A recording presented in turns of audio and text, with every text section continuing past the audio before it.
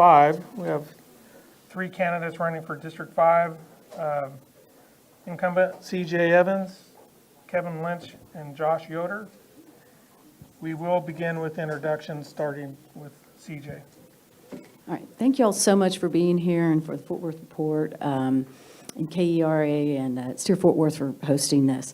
My name is C.J. Evans. I'm currently serving my first term as the District 5 trustee.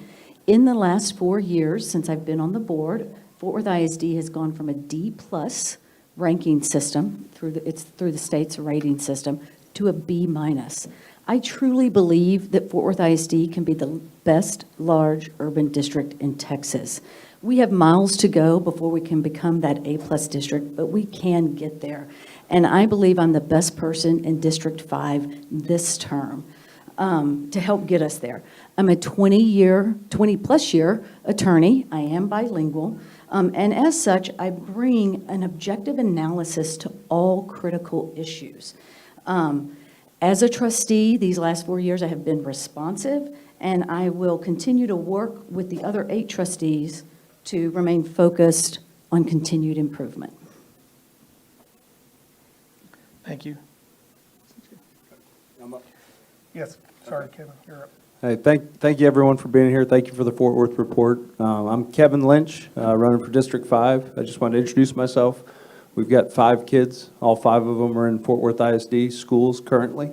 Been involved in a lot of different ways within the school district, whether that's PTA, sitting on site-based decision-making, PTA council for Fort Worth ISD, the Pascal Pyramid Liaison. I'm currently sitting on the Citizen Oversight Committee for the 2021 bond.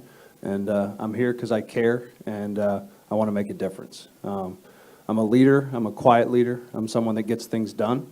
And I want to focus on academic excellence, financial responsibility, and building stronger communities. Thanks. Thank you. Josh? I'm Josh Yoder, also running for District 5. Is this mic working? Can y'all hear me? Not really. Is it on yet? Take cues. Josh Yoder, running for District 5. So great to see so many people out. I hope that as we progress throughout the next 3-4 years, we see a lot more individuals. Parental involvement is discouraged currently as it stands today, and it's a shame because we talk about PTA, we want to take PTA money, but we don't want parents to make decisions. We don't want parents' input into decisions, and it's a shame. I'm a very analytical individual. I like to look at what's worked in the past and what hasn't worked. The Fort Worth ISD. I manage 40 employees. I know what it takes to get buy-in, to implement a plan, to implement decision. And, you know, I'm a native of Fort Worth. I've lived here my entire life. I have a passion for these children. And it's heartbreaking what's happening. It's heartbreaking. Thank you. We will now get into the questions, and we'll start this first one with Kevin.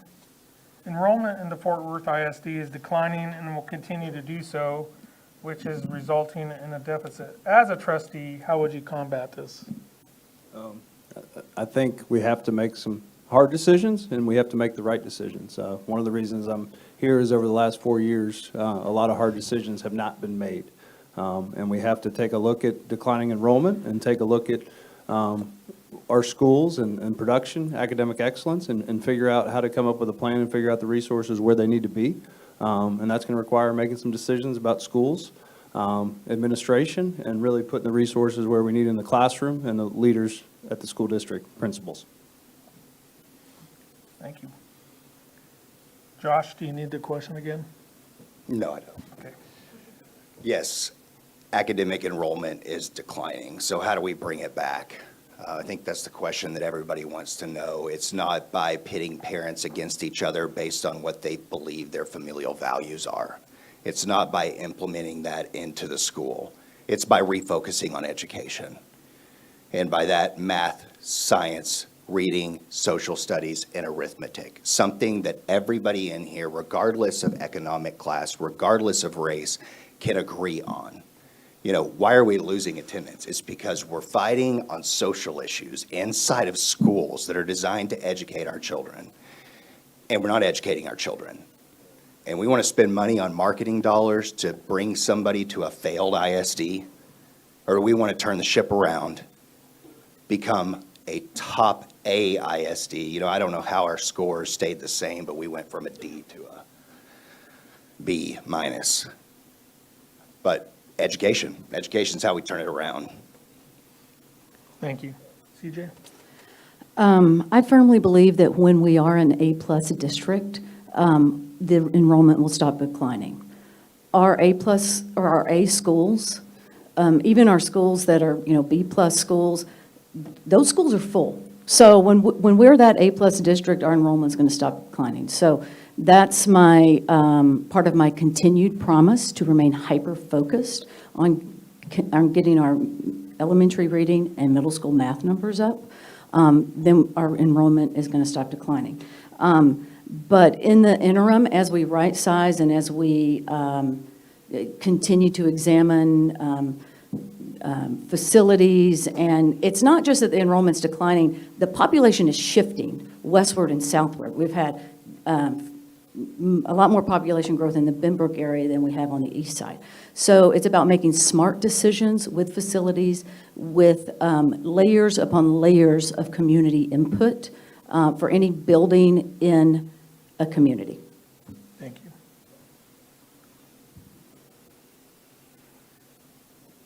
Josh, you can begin with this next question. Tanglewood Elementary often has more than other schools in the district, such as its own security guards and a financially flush PTA. How would you ensure that all schools across the district have access to the same resources they need so students can succeed? Yeah, that's a great question. I was under the impression that any agenda item passed by the board or allowed by the board is consistent between every district, not Tanglewood, not Overton Park. And so I, first of all, would love to figure out how this is happening. Second of all, PTA involvement is important, but when you have individuals or groups like Parent Shield or other parents that come to the board meetings and you have one trustee sleeping, another looking at her laptop, and the other's not paying attention at all, do you think they want to donate money? If you came up and tried to communicate your issues to me and I put my hand in your face and walked away, would you want to donate money to this campaign? Do you think I would represent you as a trustee and a fiduciary? No. And so PTAs are important, but we need to encourage, and like Q said, we need to educate parents on the importance of the PTA. There are parents that can't read. There are very underserved districts, and I believe, not in equity, I believe in equality, equal opportunity for every student in a Fort Worth ISD. Thank you. CJ? So just to clarify, the schools get equal resources. Tanglewood, they're currently privately piloting a police officer on campus type program. I forget the name of it.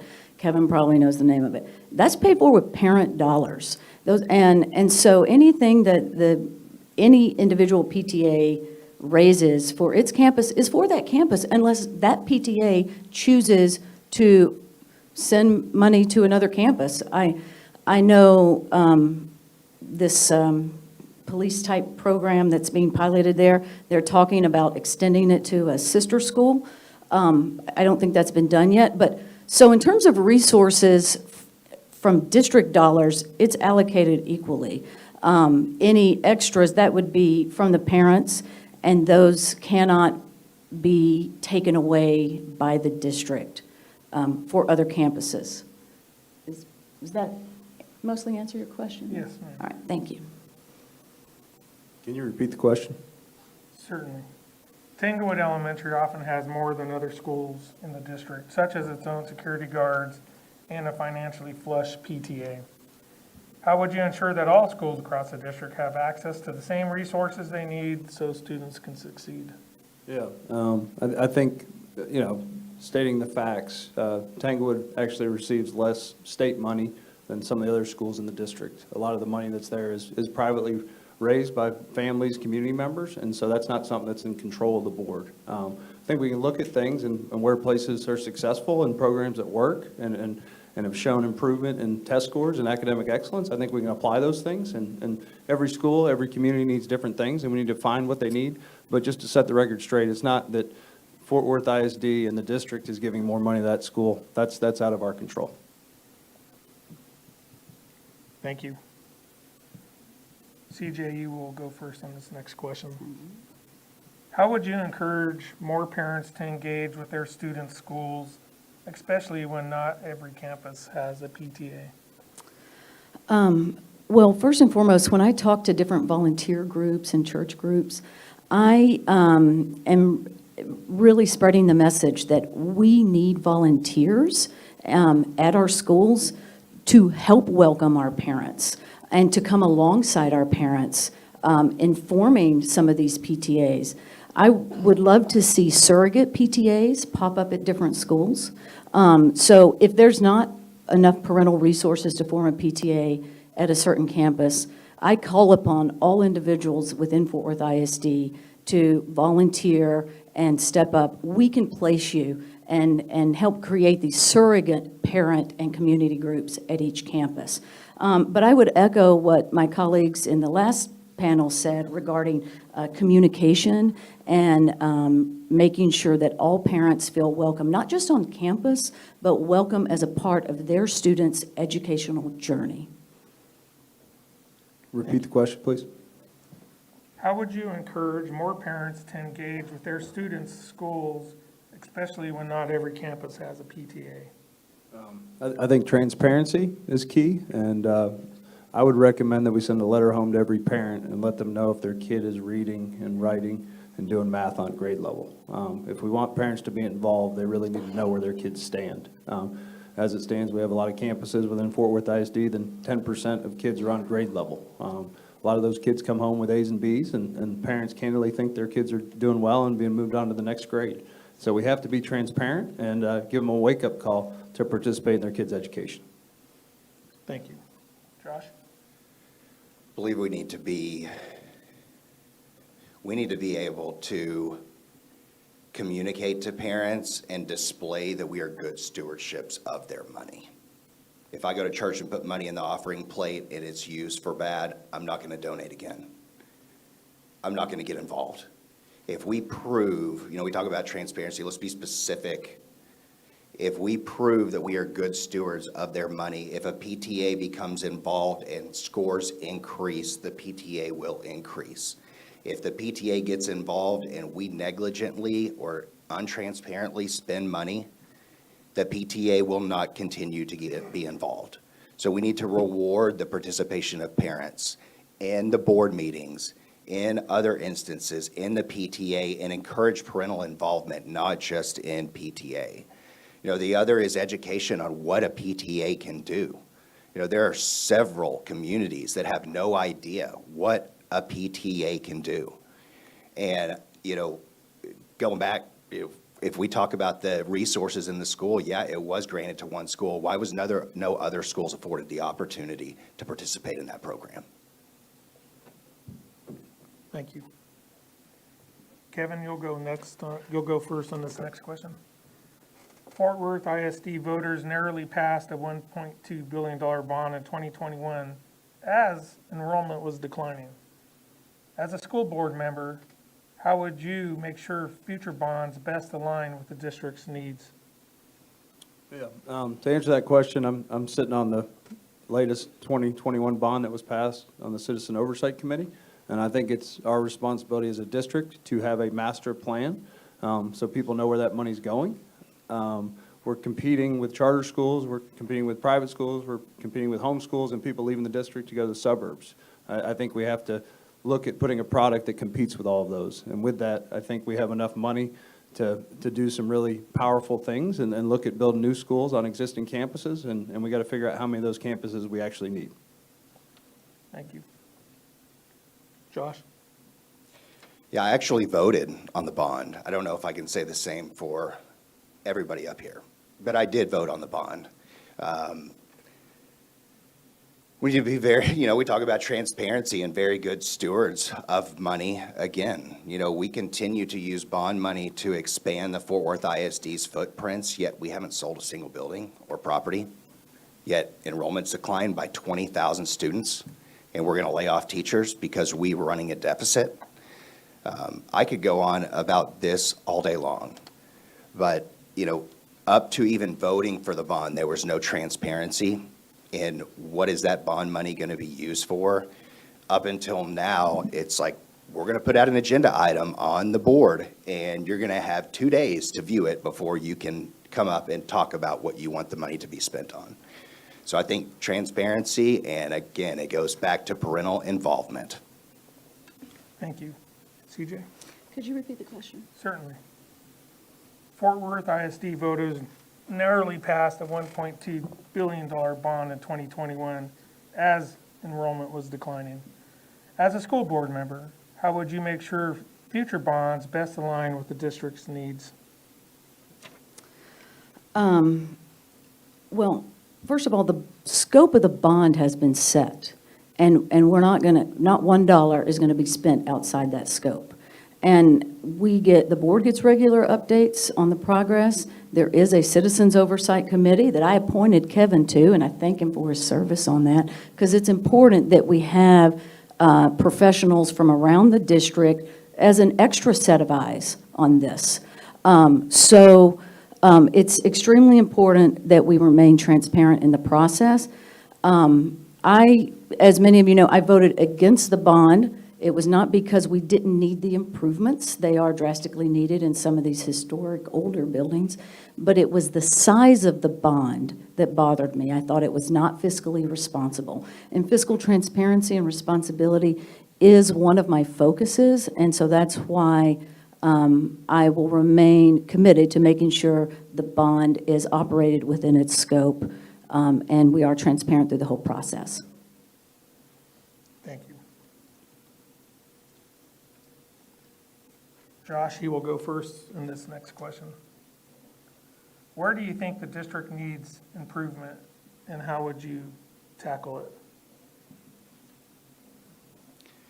The district needs improvement most in education and testing scores. I mean, we can look at the grades of the schools and determine where we need improvement. We've talked about it all night. We need improvement in parental involvement. We need improvement in education. We need the removal of controversial ideals and doctrines that are pushing our children. We have declining attendance. Do you think that as parents, do you think that's solely because of education? No. I know parents who have pulled their children out because they don't want them looking at an iPad in second grade all day long. I know parents who have pulled them out because of the mask laws. We all have our ideals. We all have our principles. Let's come together around education and say, okay, it's okay for you to wear a mask. It's okay for me to not wear a mask. And so, we talk about that all day long, but when we start divisiveness and implement that into our schools rather than unifying around education, that's where we go wrong. And you follow the dollars, and you will see that the current board does not support unification. Thank you. CJ? First and foremost, we need to improve our third grade reading scores because, as most of you know, all academic projectors stem from that third grade reading score. So that is a key area that we need to focus on. We need to also continue to improve our currently strong academic programs, our athletics, our fine arts. We need to stay strong where we're great and get better where we're not academically. Another area where we need to continue to improve is in fiscal transparency. I have been asking for a zero-based budget since I got elected. I am happy to say we are currently transitioning to one. And that will reduce deficit spending and allow for more fiscal transparency.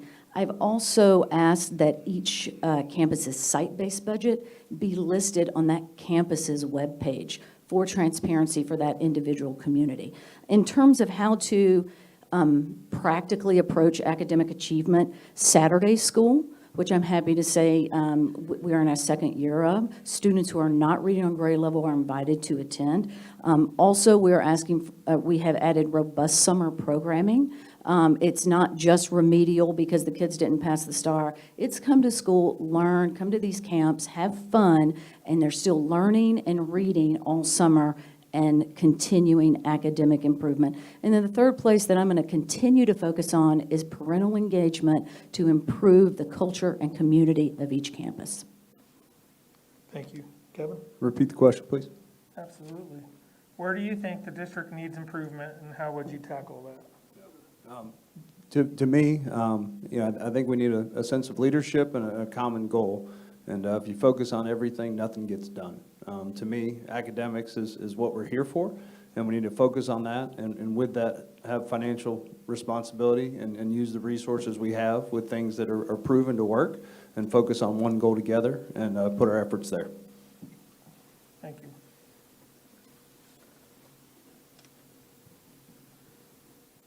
CJ, you'll go first on this next question. The superintendent is the one employee who directly answers to the school board. As a trustee, what would you set as your expectations for her? Well, she knows my expectation is that our third grade reading level get up. That's first and foremost. We also, as a board, collectively adopt goals and constraints that guide her in how we want that accomplished. For example, I've been really talking about having a constraint regarding ops or regarding our operations and our busing, because I am going to hold her accountable on buses arriving late, because if buses arrive late, our students aren't learning in classrooms. So there's a lot of factors that go into academic achievement, which include buses running on time, the AC working, all these ops things. So it's about clearly setting goals, which is improved student achievement, and then holding her accountable to meet those goals. But she knows that the number one goal that we are focusing on as a board cohesively is improved student achievement. Thank you. Kevin? To me, I think the biggest responsibility with the board is the interaction with the superintendent. I think we've talked about academic performance in this district as long as I've lived here. We can talk about what goals are, but if we're not executing on those goals and finding things that we can measure all the way from the top, all the way to the bottom, and there aren't things that measured, a plan doesn't get implemented if there's not things we're measuring to make sure the things that we say we're going to do are getting done. We continue to show numbers and move the numbers around to make it look rosy. We need to focus on one objective and have a plan from superintendent all the way down to the teacher level, and focus on that, measure that, and hold them accountable to that. Thank you. Josh? Hey, let's be clear, the superintendent is the employee of the board and acts on behalf of the board. And so I want that to be very clear. I have witnessed over the past 4 years, individuals that may be very talented become trustee members, and they have no experience in managing employees, implementing processes, implementing procedures, and measuring the effectiveness that I do every day. And what happens is they look to the smartest person in the room, that's a superintendent, and they say, "Superintendent, what do you want to go on the agenda? Why don't you be our boss?" And number one, I want to be very clear. I want to understand the tools that are available to her. I want to understand that she knows how to use those tools. And I want her to be able to self-evaluate herself based on the expectations set by myself as the trustee and the other board members within the Fort Worth ISD that was formulated around parental involvement and parental opinions. Thank you. We will now have closing statements, and Kevin, you'll go first with this one. Okay. Well, first and foremost, I want to thank everyone for being here. I appreciate everyone's concern for the district, involvement, and at the end of the day, all the kids in this district is what matters. I'm here because I care.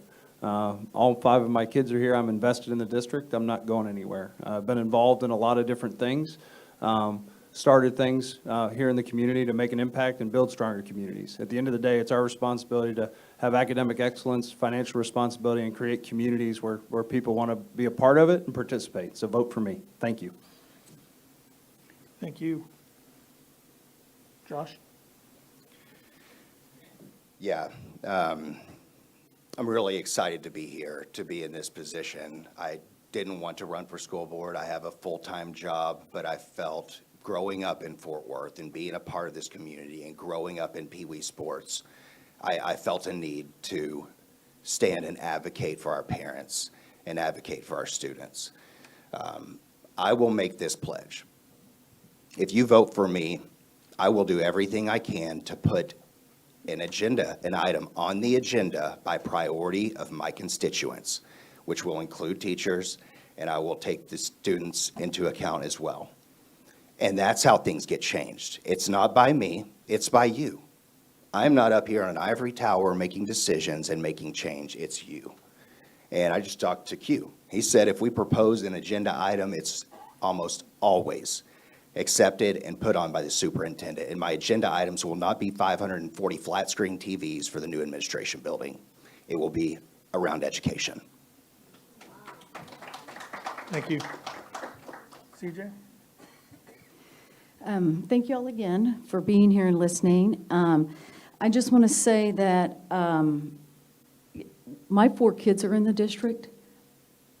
When my oldest started kinder, I knew she was going to get an A+ education. I'm the daughter of an educator. My mother-in-law is a retired educator. But I want all kids in Fort Worth ISD to get an A+ education. My opponents proposed some very important things, and in fact, they proposed things that I've been working on and doing the last 4 years. It takes a long time to turn the Titanic around, and I am not on that dais just running Fort Worth ISD like I want to. I don't have a golden scepter decreeing things. I work with 8 other individuals, and everything from policy to budget to absolutely anything has to pass by 5 or more. I have had a pragmatic, common sense approach, bringing critical analysis to all important issues. I believe I'm the best one in the seat, and I ask that you vote for me on May 6th. Thank you all so much. I want to thank all 3 candidates for being here and sharing a little bit about themselves tonight. And you guys want to give them applause? Thank you.